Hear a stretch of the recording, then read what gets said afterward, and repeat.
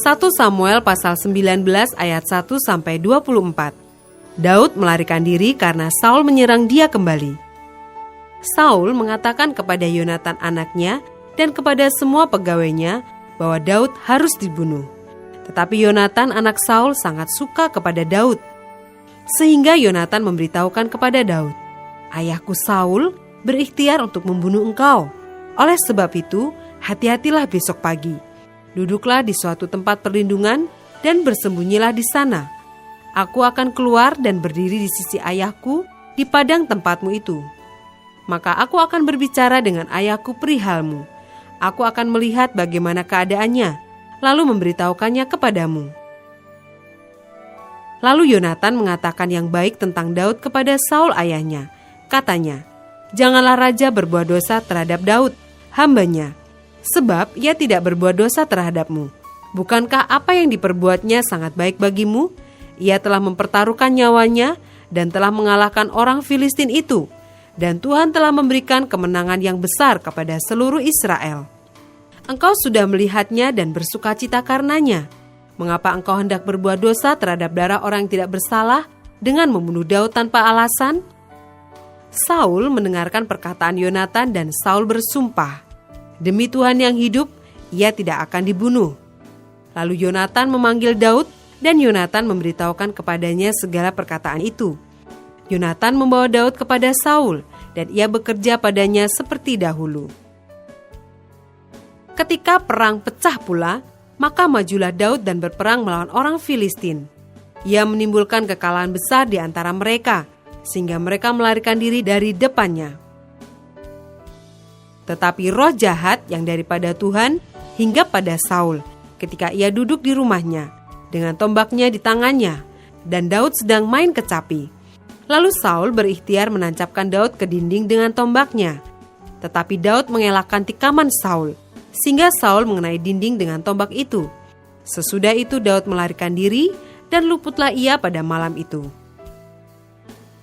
Kemudian Saul mengirim orang-orang suruhan ke rumah Daud untuk mengamat-amatinya dan untuk membunuh dia pada waktu pagi.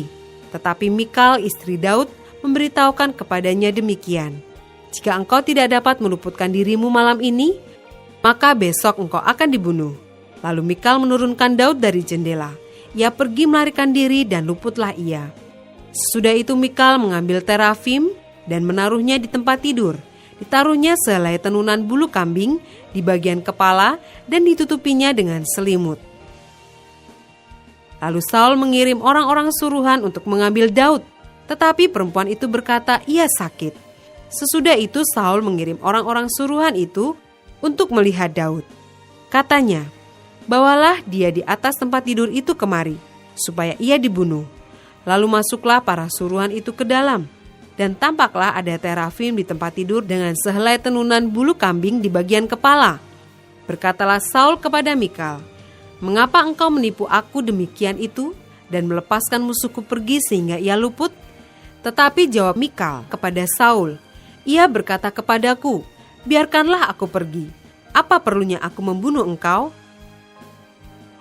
Setelah Daud melarikan diri dan luput, sampailah ia kepada Samuel di Rama dan memberitahukan kepadanya segala yang dilakukan Saul kepadanya. Kemudian pergilah ia bersama-sama dengan Samuel dan tinggallah mereka di Nayot. Ketika diberitahukan kepada Saul demikian, ketahuilah, Daud ada di Nayot dekat Rama. Maka Saul mengirim orang-orang suruhan untuk mengambil Daud. Tetapi orang-orang ini melihat sekumpulan nabi kepenuhan dengan dikepalai oleh Samuel, dan roh Allah hinggap pada orang-orang suruhan Saul, sehingga mereka pun kepenuhan seperti nabi. Lalu hal itu diberitahukan kepada Saul, yang mengirim orang-orang suruhan yang lain, tetapi orang-orang itu pun juga kepenuhan seperti nabi. Saul mengirim sekali lagi orang-orang suruhan, rombongan yang ketiga, dan orang-orang ini pun juga kepenuhan. Lalu ia sendiri pergi ke Rama. Sesampainya ke dekat perigi besar yang di Seku, bertanyalah ia, katanya, "Di mana Samuel dan Daud?" Jawab orang, "Ada di Nayot, dekat Rama." Lalu pergilah ia ke sana, ke Nayot, dekat Rama, dan pada dia pun hinggaplah roh Allah. Dan selama ia melanjutkan perjalanannya, ia kepenuhan seperti nabi, hingga ia sampai ke Nayot dekat Rama. Ia pun menanggalkan pakaiannya dan ia pun juga kepenuhan di depan Samuel. Ia rebah terhantar dengan telanjang sehari-harian dan semalam-malaman itu. Itulah sebabnya orang berkata, apakah juga Saul termasuk golongan nabi?